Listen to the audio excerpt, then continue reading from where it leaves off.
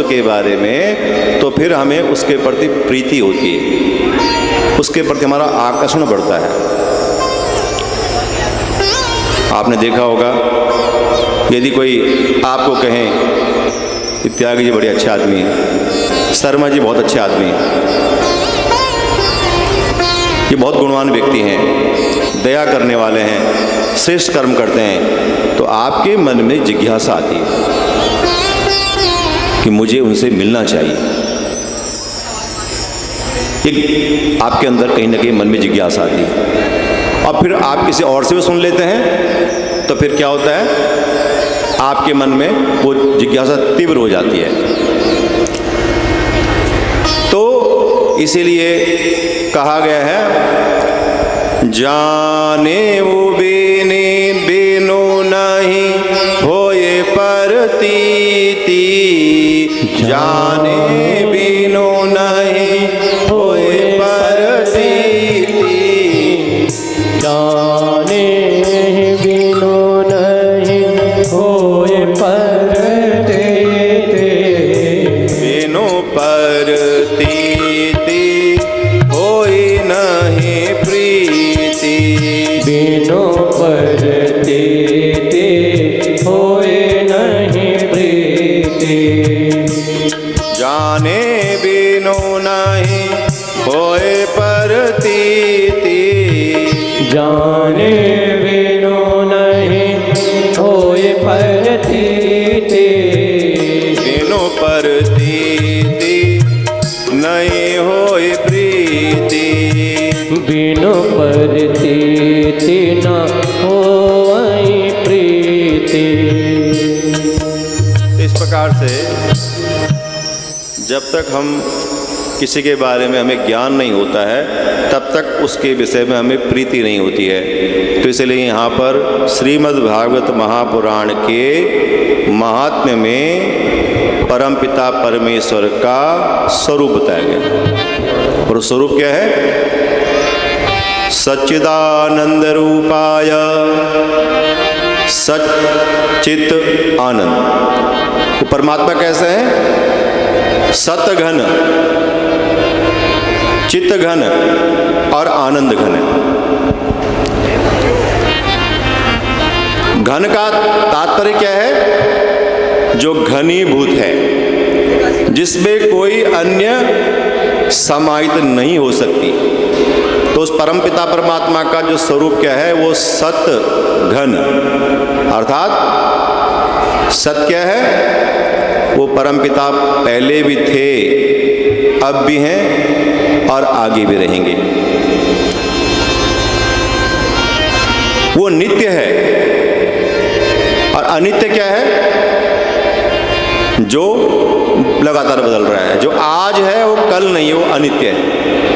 आ माने नहीं, नित्य, यानी जो नित्य नहीं है वो अनित्य। आपने अपने इस नगर के अनुभव को देखा होगा पहले पूर्व में, कि आज से 5 वर्ष पहले कोई सड़क बनी थी, पहले छोटी बनी थी, वो बाद में बड़ी बन गई। 2 वर्ष पहले किसी ने अपनी जमीन बेची, वहां पर किसने बड़ा भवन बना दिया। आज से 50 वर्ष पहले किसी ने अपनी बड़ी कोठी बनाई थी, वो खंडर हो गई। आपके गाजियाबाद में पहले केवल 5 पुल थे, आज 50 पुल हो गए हैं। तो क्या है? जो बदल रहा है, जो आज है कल नहीं है, वो क्या है? अनित्य है। और नित्य क्या है? वो परमपिता परमेश्वर, जो पहले भी था और आज भी है और आगे भी रहेगा। इसीलिए हम उनको क्या कहते हैं? सत्य कहते हैं। वो सत्य है। और चित्त घन, चित्त क्या है? ज्ञान। और वो ज्ञान कैसे होता है? वह चेतना के अंदर होता है। जो हमारी चेतना है उसके अंदर क्या है? बुद्धि, अहंकार और मन, ये तीनों उसके अंदर विद्यमान है। तो ज्ञान का स्वरूप क्या है? वो चित्त स्वरूप है। और सत और चित जड़ में भी होता है, चेतन में भी होता है, किंतु चेतन में जड़ में आनंद नहीं होता है। और जो चेतन है उसमें क्या होता है? उसमें आनंद होता है, किंतु अप्रकट होता है, वो प्रकट नहीं रहता है। तो इस प्रकार से चित्त घन, वो परमपिता परमात्मा कैसे हैं? वो चित्त घन है और आनंद घन भी है। क्योंकि देखिए उनका नाम यहाँ पर ले रहे हैं प्रातः काल से ही, तो देखो आनंद की प्राप्ति हो रही कि नहीं हो रही? आप बताइए, हो रही है ना? तो देखिए आनंद ही आनंद मिल रहा है सबको।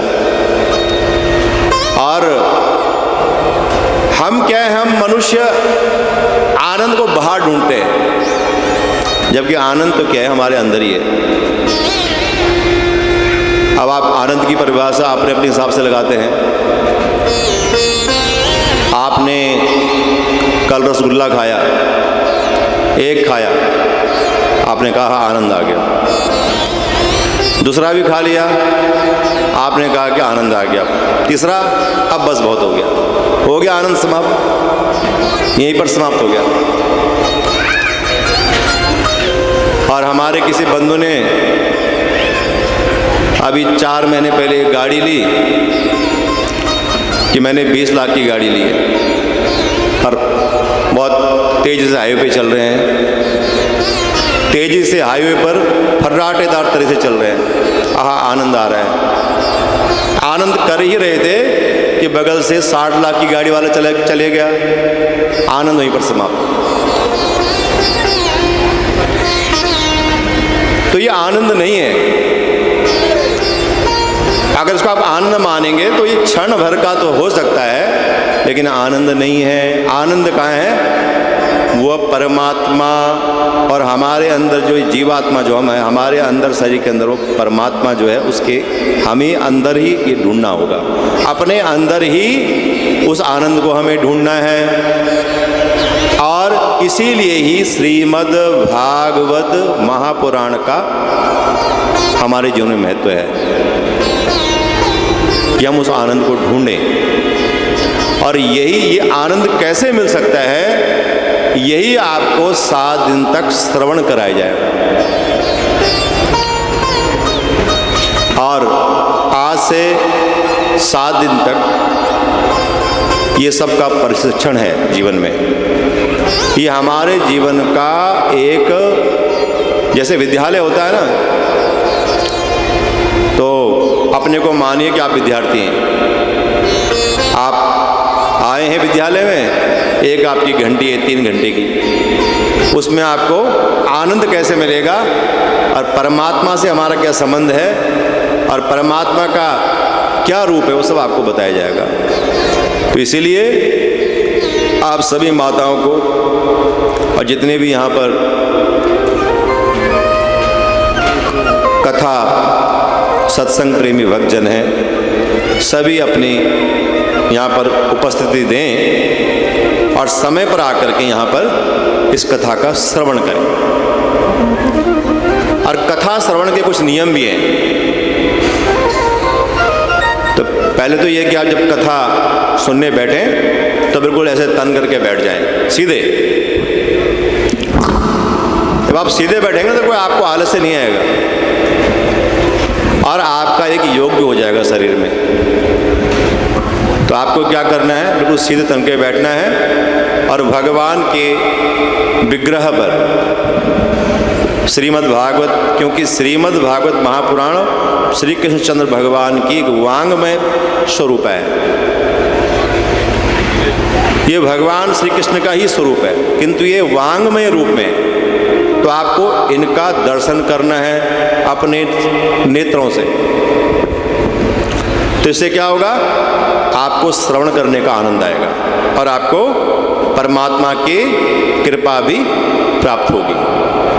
तो इसी तरह से यहाँ पर परमात्मा के आनंद स्वरूप की बात हो रही थी अब परमात्मा क्या करते हैं उसके बारे में बताया गया।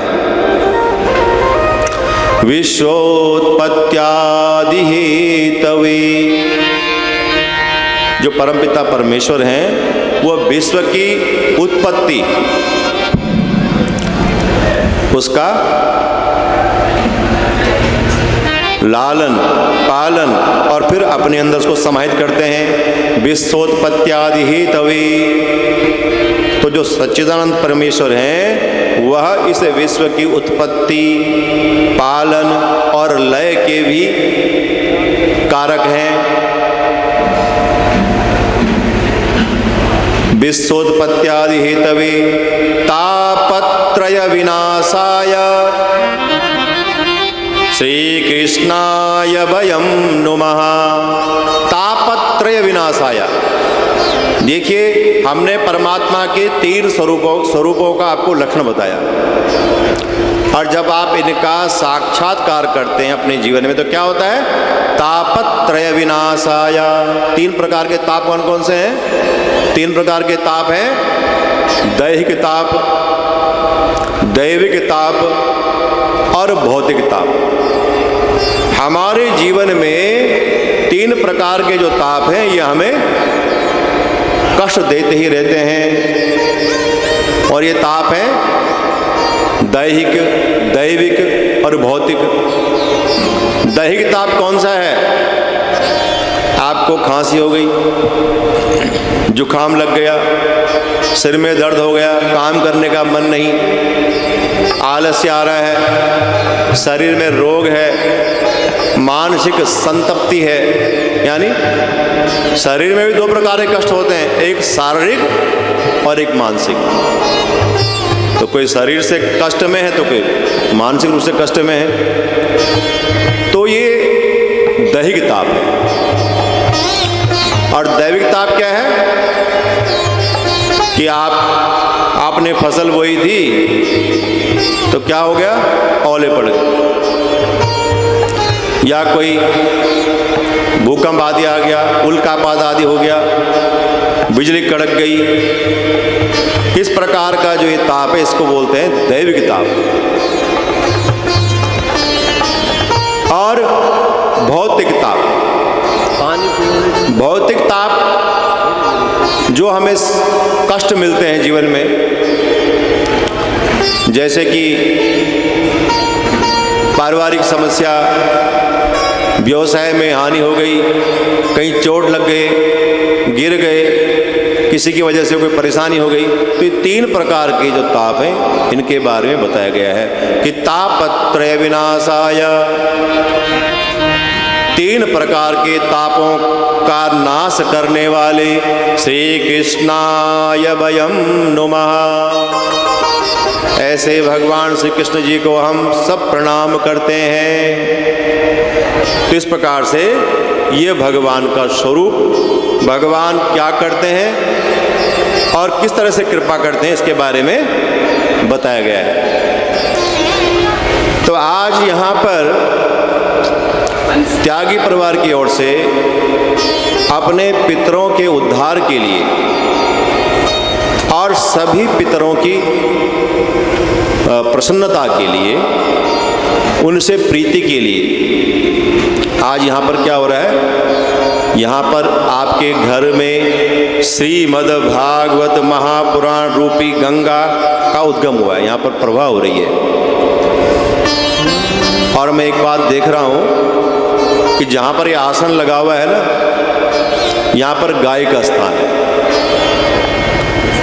आपको पता है, मैं तो आपके पूर्व में दूसरी बार आ रहा हूँ, तो कितनी बड़ी बात है कि जिस घर में जहाँ पर गाय रहती है वहाँ पर आप कथा का जो श्रवण करा रहे हैं वो वहाँ पर अवस्थित हैं। भगवान का जो वांगमय स्वरूप है श्रीमद् भागवत, वो वहाँ पर विराजमान है। तो देखिए, ये बड़े गौरव की बात है आप सबके लिए। और गौरव का अर्थ क्या है? गौरव का अर्थ है गौ। गौरव में गाय का नाम आता है, गौरव। जहां पर गाय की सबसे ज्यादा आवाज गूंजे उसे बोलते हैं गौरव। इतना बड़ा शब्द है ये। हम कहते हैं ना कि बड़ा गौरव है, पर हम समझते नहीं कि इसका अर्थ क्या है। गौरव, जिसके पास जितनी अधिक गाय हो और उनका रव अर्थात वो बोल रही हैं या जुगाली कर रही हैं या अपने बछड़े को दूह रही हैं, दूध पिला रही हैं, ऐसा जो शब्द होता है तो उसे कहते हैं गौरव।